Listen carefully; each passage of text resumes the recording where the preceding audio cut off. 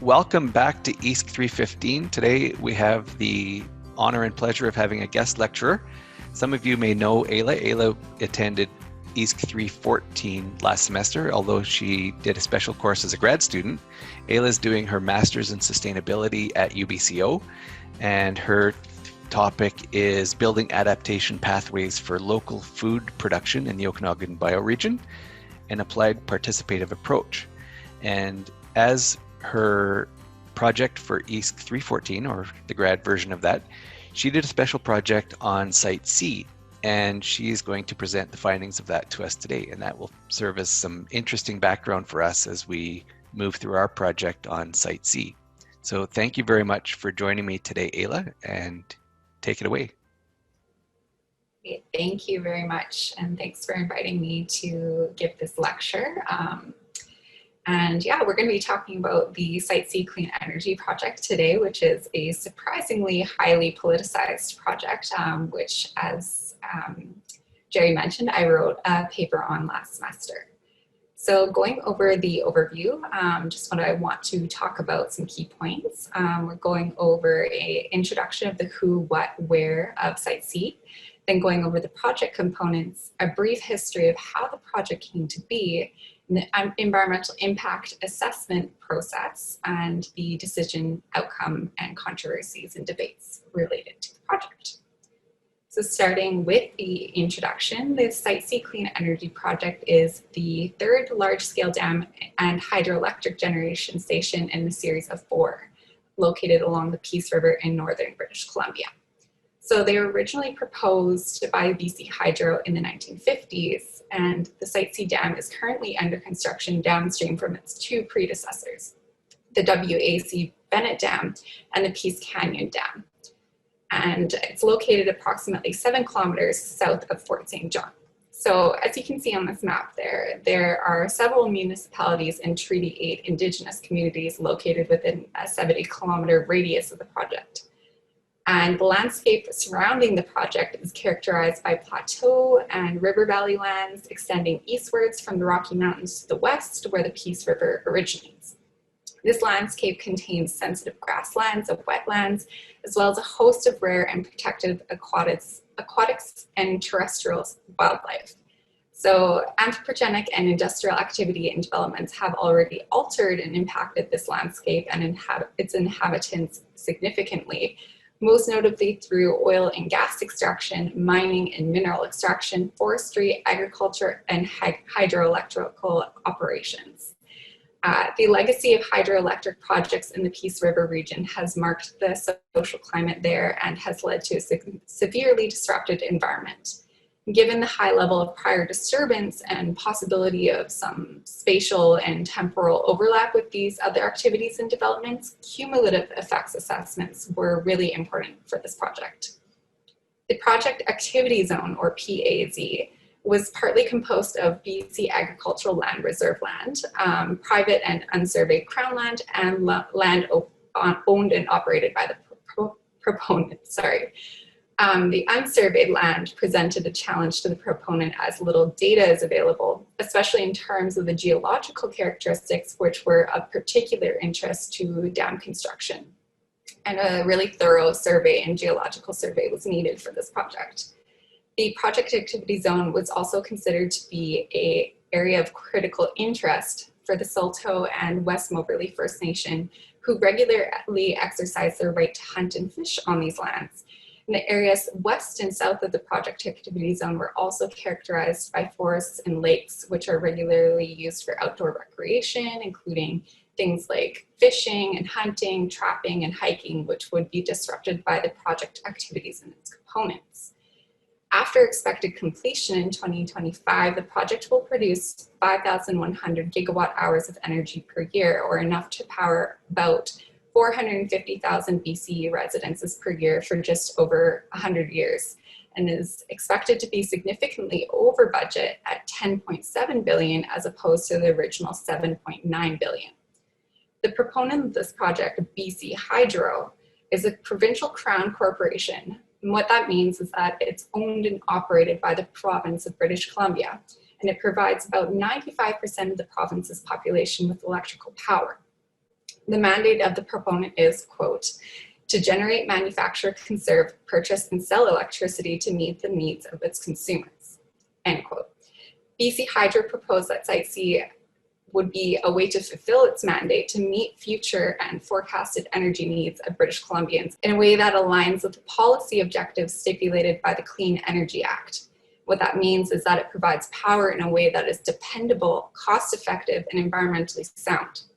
BC Hydro forecasts estimated that there would be a 40% increase in demand for electricity over the next 20 years, though this estimate is highly contested. So the key project components and activities for Site C can be separated into two categories, permanent and temporary. Both are summarized in tables 4.1 and 4.2 on this slide. BC Hydro considered alternative dam designs in the study conducted between 2009 and 2011. However, they concluded that this L-shaped design would be the preferred means for the project given the unstable geological conditions on the north bank of the river, which would pose challenges to the foundation of the dam.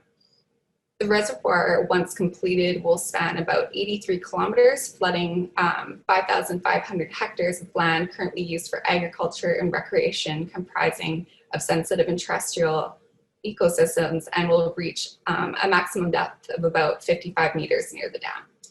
The project components will be implemented in 6 key stages, and those will be overlapping. The first is substation and transmission line construction, second, access road construction, third, preliminary works, fourth, river channelization, fifth, river diversion and dam construction, and sixth, and finally, reservoir filling and commissioning. Alternative options to the proposed dam and hydroelectric generation station at Site C were considered by the proponent as per the responsibilities imposed by the mandate to meet those energy needs in a responsible way, though Site C was found to be the preferred option. In 2008, the long-term acquisition plan, LTAP, BC Hydro used portfolio analysis to compare the proposed plan for Site C with other energy portfolios, such as biomass, wind, geothermal, run-of-the-river hydro, natural gas, coal-fired generation, wave tidal, and large-scale solar. The LTAP analysis evaluated each of these energy profiles against 4 key criteria, such as things like resource potential, volume and quality of incremental energy and capacity, price, and environmental and social impacts. As we'll see later in this presentation, however, there was a lot of debate about whether this analysis was done properly. So moving on to the early history, the Site C project has a long and politicized and vacillating history starting in 1957 when the proponent originally proposed a series of 4 dams along the Peace River. The current site for Site C was selected in 1978. And an application for an energy project certificate was granted by the BC Utilities Commission was filed to the BC Utilities Commission, the BCUC. The project was denied by the BCUC on the grounds that supply and demand were not justified and that their systems planning studies did not confirm that large-scale hydroelectric like Site C was the first choice for power generation. In particular, the Commission was skeptical of BC's hydro forecasting methods, which failed to explicitly take energy price into consideration. They found that they did not rely on statistical patterns of past consumer behavior. The project was stifled by this decision, and in an effort to find a market for the energy and move forward with the project, BC Hydro signed a collective study agreement with the U.S. Federal Energy Agency and several utilities companies out of California, reviewing the electricity options for Site C. Upon reviewing the report's conclusions, the BC Hydro Board of Governors concluded that the project should not go ahead until infringements on Indigenous rights and the many economic and environmental impacts could be appropriately identified and mitigated. So the decision of the boards really ended the discussion for the proposed Site C project indefinitely. So 2 decades after this, without any project activity, Site C was officially reproposed in 2007. The government of BC announced in 2010 the project would undergo environmental regulatory review. Could I jump in and ask you a question about the projects? You mentioned that the proponent, BC Hydro, had proposed 4 dams. Yes. And there's also, I'm not sure if this is one of the 4th, but there's also a proposed dam on the Alberta side on the Peace River called the Dunvegan Dam. Is that the 4th, or is there actually a 5th? I believe that's the 4th. Okay. I'd have to go back and check for sure, but I'm pretty sure that sounds familiar. So I think that was the 4th. One of the things that we'll be talking about later in this semester is how to assess cumulative effects or planned developments, which are often very uncertain because we don't, even Site C itself was uncertain for quite some time. And so trying to judge whether that 4th dam would ever be built makes it really difficult from an environmental assessment perspective. Yeah, and also the shifting baselines with, definitely. Carry on. Okay, yeah, thank you. No problem. So the province of British Columbia and the government of Canada announced that Site C Dam would move on to a joint provincial and federal review process mandated under the 2012 Canadian Environmental Assessment Act and the BC Environmental Assessment Act. So this process proceeded in 4 key stages, including first, the pre-panel review phase, which was about 24 months. Second, the joint panel review phase, which was about 8 months. Third, and this is missing from the image on the slide, but the panel report, steering committee review, and referral to the federal and provincial government, which was about 84 days. And finally, the final EA decision, environmental assessment decision, which was about 45 days.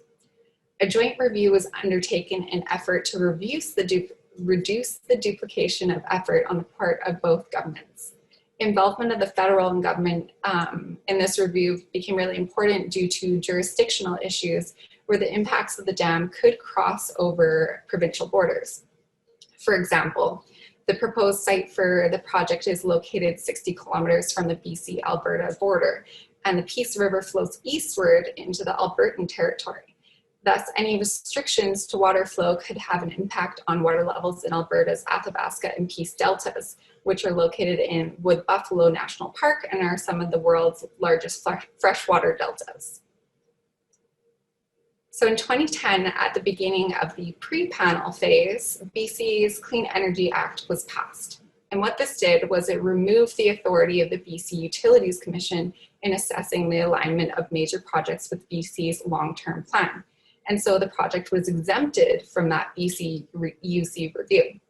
And this exemption was highly contentious as it allowed BC Hydro to continue with the project without needing to obtain a certificate of public convenience and necessity, which assesses the need and economics of the project in a way that protects the public interest. The proponent submitted the project description to both the provincial and federal governments in 2011, who accepted the project and proceeded to post a notice of consideration, referring the application to the BC Environmental Assessment Office for public hearing and ministerial determination of the scope, procedures, and methods for conduction of the environmental impact assessment. So the pre-panel working group was assembled from the government and Indigenous leaders involved in the scoping process and was charged with the task of reviewing and amending the proponent's environmental impact statement.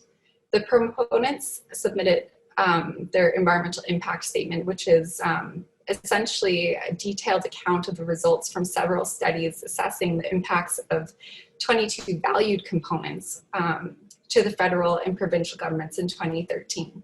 So value components are aspects of the socio-ecological system that were identified by the proponent, community members, and Indigenous groups in consultation to hold specific value to their communities, and are depicted in this image here on the slide, along with the key technical issues and studies completed for the environmental impact statement. So the environmental impact statement report considered the effectiveness of alternatives, possible accidents and malfunctions that could occur as a result of the project, as well as the results from cumulative effects studies conducted for certain ones of those valued components, such as fish and fish habitat, effects on traditional land uses. The working group reviewed the environmental impact statement provided by the proponent, facilitated 6 open house public comment periods in northeastern BC, and provided the final environmental impact statement guidelines, which were sent to the joint panel for further review and assessment. So in August 2013, after multiple rounds of amendments, them going over that document again and again with the proponent, the environmental impact statement was judged satisfactory by the working group, marking the start of the next phase, which is the joint panel review phase. So the joint panel was appointed in 2013 by the Federal Minister of the Environment and the Executive Director of the BC Environmental Assessment Office. And over the next 26 months, they were charged with the task of completing an independent environmental assessment to determine if the project was likely to impose significant negative impacts and whether the mitigation measures would be able to compensate for these effectively. This process entailed site visits, reviewing over 30,000 pages of documentation, determining the sufficiency of the proponent's environmental impact statement, amending the environmental impact statement, consultation with the public, experts and Indigenous groups through written submissions and hearings, and finally preparing the joint panel report, pictured here on this slide, with a review of all the residual adverse effects and project recommendations. So in an effort to make the public hearings accessible that they did, they were held in several communities surrounding the proposed project, including places like Fort St. John, Hudson's Hope, Prince George, Chetwynd, Dawson Creek, and Peace River. The objective of these sessions was to identify the issues and concerns of the attendees regarding the impacts of the project. So not all sessions were facilitated in the same way. Rather, there were general hearings where the public were invited to voice their views on potential impacts, topic-specific sections where interested parties and experts with specialized knowledge on a topic were invited, and community hearing sessions, which were designed to engage Indigenous communities following the guidelines of the CEAA 2012 Act for public hearings. So only those who applied for status as an interested party were actually invited to present at these hearings before the panel. So the review of the joint panel was kind of a balance sheet of sorts, which weighed the positive impacts of the project against the adverse impacts of the 22 VC's value components after mitigation, and provided judgment regarding the significance of the residual impacts as well as the recommendations for the project to meet those acceptable standards established by the panel. So each value component was given a dedicated chapter in the review in which the results of the proponent's environmental impact statement were considered and weighed against the public opinion. A final decision was not made by the panel, but rather the federal and provincial government representatives. So this document was just a suggestion and a balance sheet, as I said. So the positive impacts were associated exclusively with socioeconomic value components such as population, demographic factors, housing, regional economic development, labor market, local government revenue, community infrastructure, and outdoor recreation and tourism. The regional and local economic benefits were particularly emphasized, included benefits derived from the creation of approximately 10,000 direct construction jobs, 15 full-time positions during operations, other jobs created for environmental monitoring opportunities, and local and Indigenous businesses were given an opportunity to engage and also get some trades training. Community benefits such as road upgrades, donations to local community organizations, expanded tourism, and housing improvements were also proposed as mitigation measures to compensate for many of the adverse social impacts of the project. The joint panel agreed with the proponent that large-scale hydroelectric project like Site C would provide the BC residents with stable electricity that would have lower financial and greenhouse gas costs than any other alternative, save nuclear, and nuclear is actually prohibited in BC, so that wasn't an option. On the other hand, the joint panel found that 6 of the value components would have really adverse, significant, irreversible, and cumulative effects.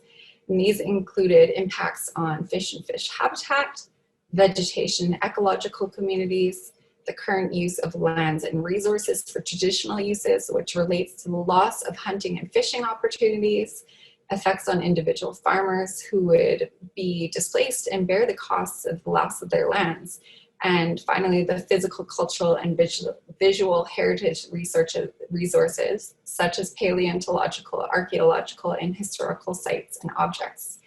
In many cases, the negative effects identified were already significant prior to the project, creating a shifting baseline which complicated the assessment and recommendations of the panel.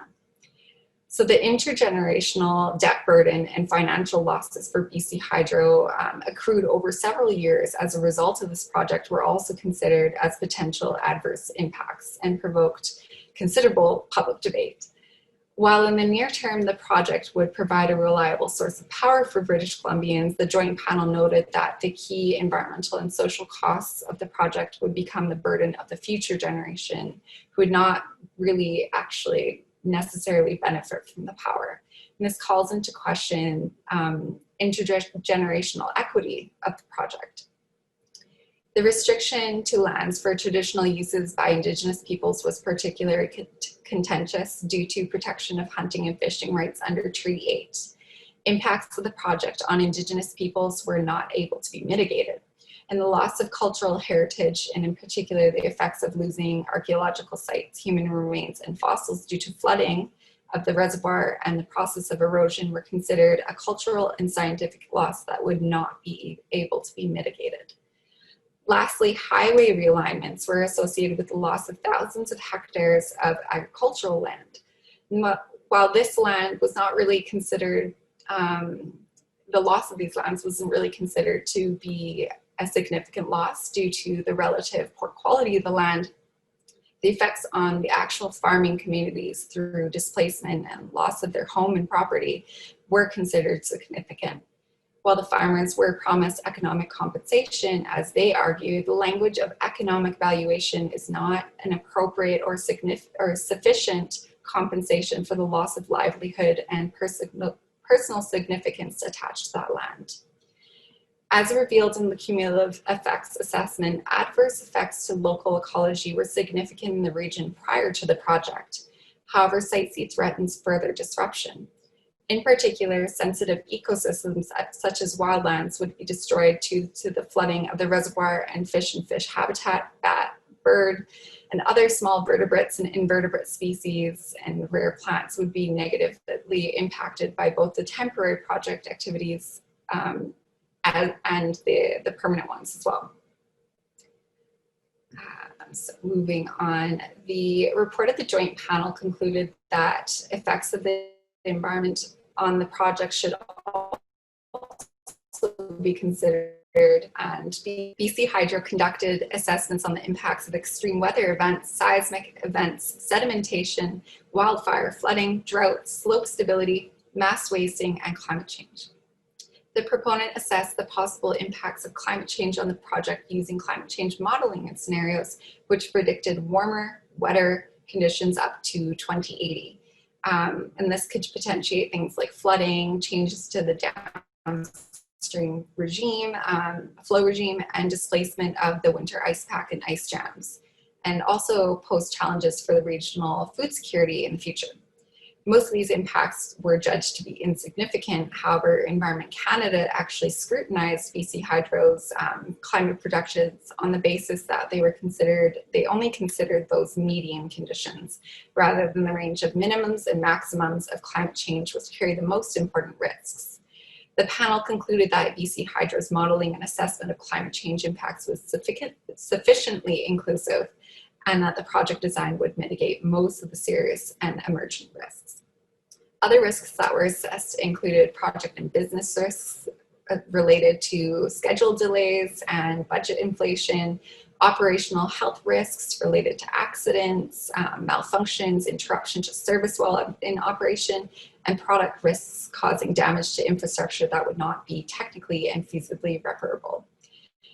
Business risks related to schedule delays and budget inflation were materialized in significant ways actually early on, as the project encountered numerous unforeseen risks that have changed the scope and design of the project, such as geotechnical issues, which have been one of the most important risks. There was a 400-meter tension crack that materialized in the contractor's haul road during construction.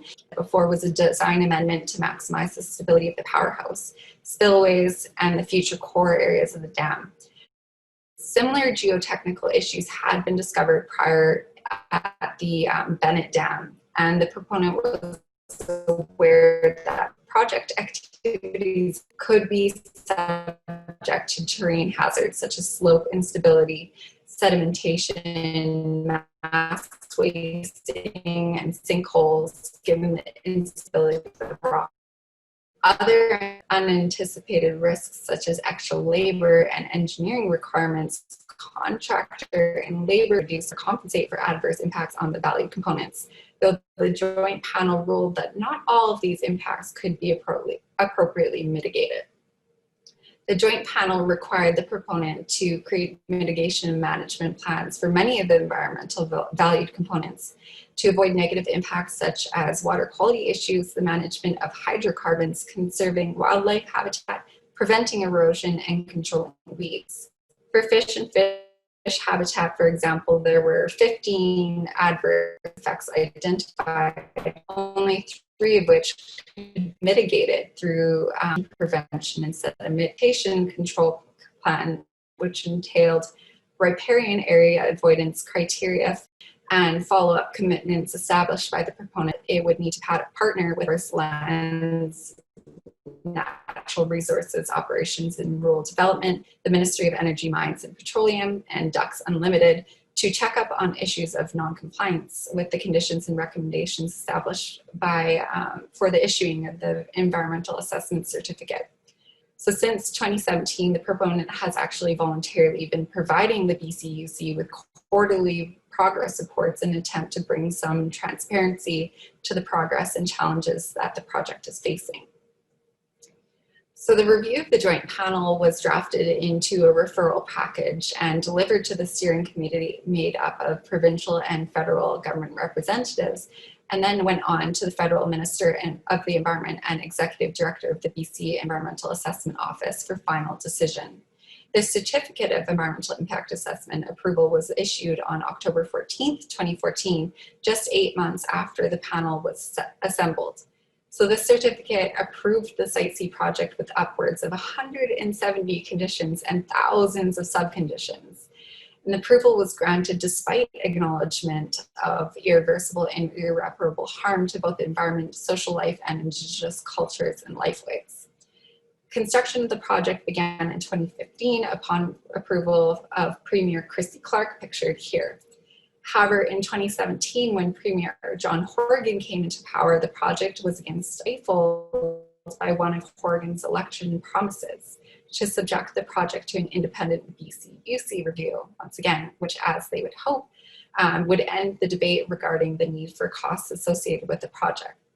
So the findings of the BCUC report ruled that the project is highly unlikely to stay on schedule and budget, and that the sunken costs, $1.8 billion at the time, could be paid back in a reasonable amount of time if cancelled, and that they were not convinced that there was an actual need for the additional power, or that smaller, cleaner power portfolios such as geothermal, wind, and solar, and incremental industrial curtailment would not be as, if not more, effective.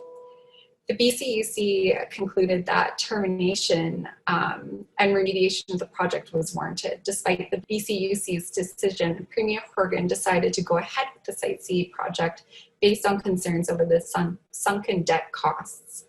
The decision to continue with the project triggered a resurgence of controversies that surfaced beginning with the first BCUC report in 1978.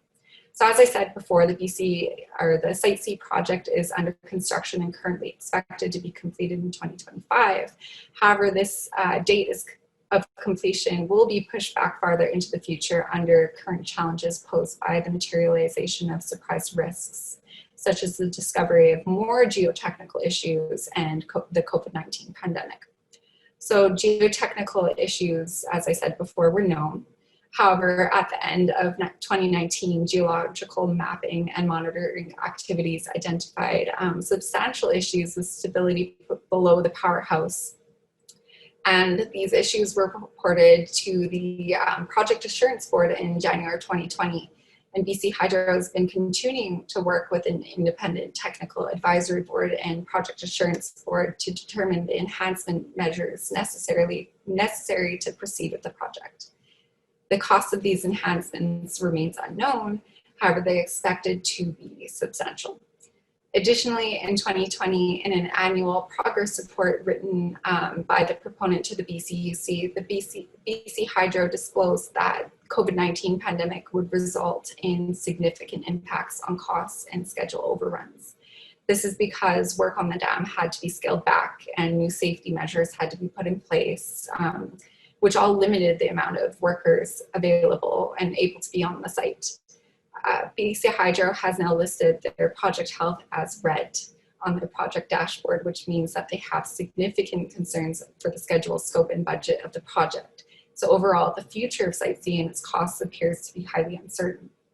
In fact, just the other day, I saw an article in the Vancouver Sun that announced that work on Site C and other large-scale projects in northern BC would be scaling back due to COVID, amplifying concerns over major time and budget overruns and overall uncertainty regarding the future and the project.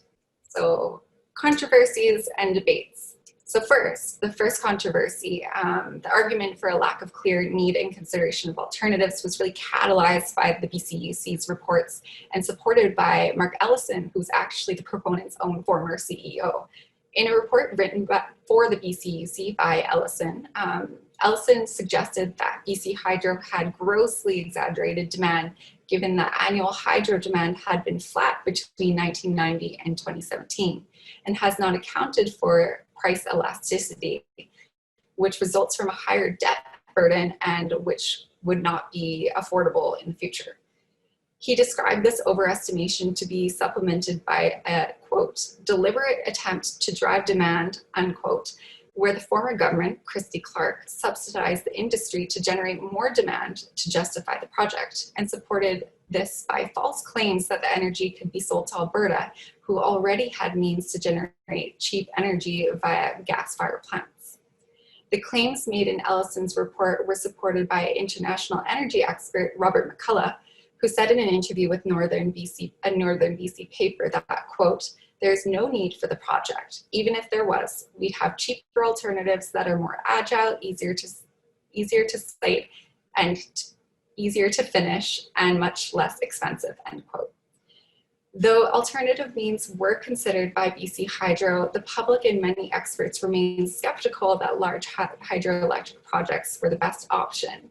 So in a report by the UBC, Backer and Hendricks argued that large-scale dams such as Site C are an outdated legacy of post-war Canadian development, and that they were kind of a form of hydraulic imperialism, which was used to systematically oppress Indigenous peoples through the flooding of their territories on which they relied. Beyond the social impacts, they write that this project could pose greater environmental risk that has equal or higher greenhouse gases emissions and generates fewer jobs compared to the cost-comparable alternative portfolios of resources available for meeting needs. Lastly, the authors point out that the USA was once a leader in large-scale dam construction and that they had already started decommissioning them and restoring the environment due to awareness of the harmful impacts and potential for alternative forms of energy. Second, the project has also come under assault regarding current and expected costs and time overruns. For example, Backer and Hendricks announced paying off the project and the power would be likely sold at a loss. He added that their hydro and the Keesack generation station in Muskrat Falls, where similar projects have seen a rise in budget up to 72 million. The most controversial impact of the project was on Indigenous groups. And this was, again, due to the infringement upon Treaty 8 First Nation rights. Since then, Indigenous groups and the UN have argued that construction of the Site C dam should be halted based on the justification that it would be a clear damages to the culture and lifeways of Indigenous peoples and would restrict their right to make decisions regarding their traditional lands. So the future of this project was seen to be connected to the future of Indigenous rights and efforts to reconciliation in Canada, especially as it relates to resource development. A number of the lawsuits filed by Indigenous groups seeking a judicial review of the project have been dismissed already. However, others investigating the infringements of Treaty 8 remain unsettled in the BC Supreme Court. So to conclude, overall, the environmental impact assessment for Site C, I think really serves as a good example of some of the challenges posed to environmental impact assessment decision making. In particular, the rationale for acceptance of conditions of approval. For example, while the report of the joint panel concluded that the proposed project would pose numerous significant, irreversible, and immitigable adverse impacts on the valued components, the project was still approved by the provincial and federal governments based on the legitimacy of a highly contentious need for the power and economics. The need of this project, like we've discussed, has been challenged multiple times by the BCUC, as well as multiple academics, experts, and the public. And the decision made by the provincial and federal environmental ministries to follow through with the project, despite compelling evidence suggesting the adverse effects would be significant and devastating, was that the decision was highly subjective and required a value judgment on the part of decision makers. Since many of the concerns of Indigenous peoples have been heard but not heeded, there's also, to me, an evident need to kind of examine if Indigenous participation in the environmental impact assessment process has truly been meaningful, or whether it's just treated as another box to tick where the proponent and regulators are carrying out participatory procedures but not integrating those messages that they're receiving from the communities. As the joint panel concluded in their 2014 report, all large projects carry risks and costs, many of which are not captured in the narrow analyses of environmental impact assessments. So the quality of socioeconomic impact and cumulative effects analyses were noticeably weaker than the environmental and biophysical ones. And this is a challenge common to many fields of study, including my own, that can be explained largely due to the fact that sociocultural factors such as quality of life are not easily captured and measured, and may be oversimplified by the use of risk and vulnerability proxies that fail to capture the complexity of these factors. So the challenge of identifying and addressing these baseline conditions and cumulative effects assessments persists, and are especially visible in this project where a legacy of hydro and other resource activities have created a shifting baseline. Further research is required to understand if and how sociocultural costs can be captured in environmental impact assessments.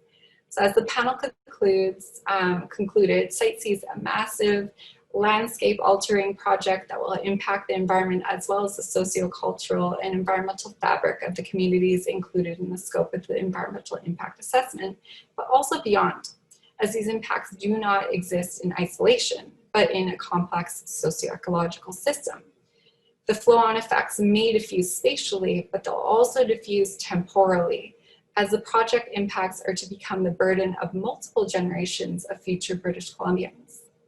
So I think this case is an important learning device for practitioners and scholars, in particular those who are still developing and understanding of the environmental impact assessment process and its challenges.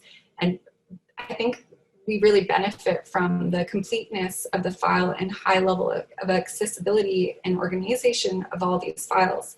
And the fact that the project underwent so many significant challenges over the many decades provides so many lessons for us to learn.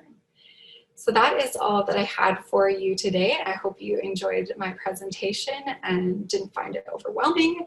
And thank you very much. thanks, Ayla. I really appreciate it. And I think it was a really good overview for a lot of the students. We'll be focusing a lot on the technical components, but one of the things that we all need to keep in mind is that there's a much, much bigger discussion uh, that surrounds the technical components. The technical components can help us understand part of that equation of what are the environmental risks, but there's a much, much bigger social question or group of questions that are considered as part of these mega projects. Absolutely. I think that it's an area that's still developing to an environmental impact assessment, as far as I can tell, is learning how to measure those social elements of the story and how to integrate participation, particularly in a meaningful way. Well, thanks so much again for doing your part to help us all understand that part of the puzzle. Yeah, no worries. Thanks very much, and good luck with your studies over this semester, everyone.